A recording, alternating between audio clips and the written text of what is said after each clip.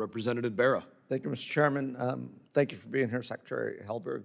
I'm going to ask about a piece of legislation that we passed out of this committee in a bipartisan way that created the U.S. Foundation for National Security and Counterterrorism. Also was led in the Senate by Senator Graham and Coons.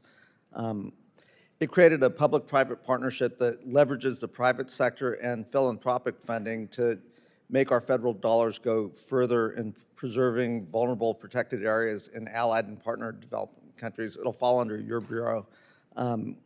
Initial steps have been taken, but it isn't quite meeting the statutory guidelines to fully launch this piece of legislation. And again, it should fit with the priorities of Secretary Rubio as well as the administration in creating that partnership.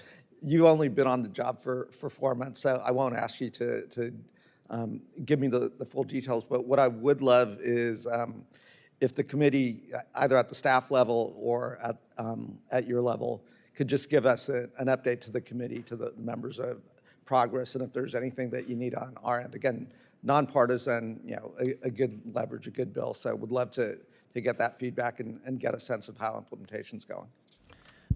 Thank you very much, Congressman. So I am tracking the implementation of that bill. I know it's an issue that Senator Graham and Senator Coons care a great deal about and received bipartisan support.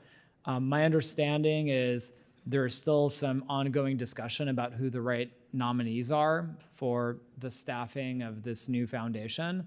I'd be happy, the selection of nominees is obviously rests with authorities that are outside of the State Department's purview and resides with the president's choices out of the White House and the Presidential Personnel Office.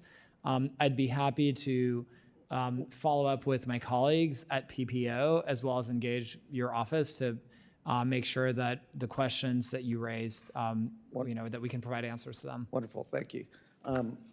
Also, last year, I introduced the bipartisan Mineral Security Partnership Authorization Act. That's part of the Dominance Act that Chairwoman Kim discussed, nonpartisan and so forth. Earlier this month at the Critical Minerals Ministerial, Secretary Rubio announced the Forum on Resource Geostrategic Engagement, or FORGE, as a successor to the MSP. Outside of broadening the coalition and bringing additional countries in, can you briefly give us an update on how FORGE is going to differ from the MSP again, and what that looks like? Absolutely. So FORGE includes a number of different new members. So the composition of the membership is slightly different, but the most important difference is the introduction of the preferential trade zone concept. Which is really the landmark concept introduced by Vice President Vance and Ambassador Greer at the Critical Minerals Ministerial earlier this month.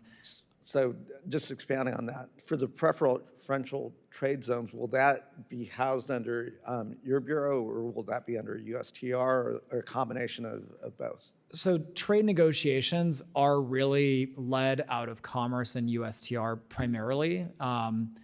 So ultimately, they tend to be the ones leading those discussions.